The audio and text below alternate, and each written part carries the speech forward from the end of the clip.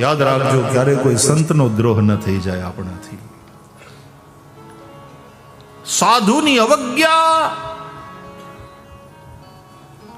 એક વિભીષણની અવજ્ઞા કરીને આખી લંકા હળગી ગઈ. હનુમાને આવી લંકા હળગાવી દીધી. ये साधु अवज्ञा का फल है. क्यारे कोई साचा साधु पुरुषनी अवज्ञा नहीं करिए. ઘણે ઠેકાણે આપણે છે ને એક લાકડી હાકી આ બધા આવા જ છે એમ કરીને જજમેન્ટલ નહીં બનો. અને આપણા લખણ એવા છે કે આપણી ભૂલ હોય તો આપણે વકીલ, અને બીજાની ભૂલ પડે તો આપણે જજ. આપણી ભૂલ માટે આપણે વકીલ થઈને તરત દલીલ કરવા માંડીએ, આર્ગ્યુમેન્ટ કરવા, પણ મેં તો આમ એમાં મારું પેલું કંઈ નહોતું ને મારું કંઈ હોય.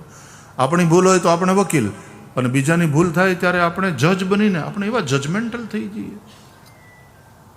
જસ્ટિસ સાહેબ તમને કોણે નિમ્યા આ કેસ માટે? સાધક એ છે જે દોષ પોતાના જોવે.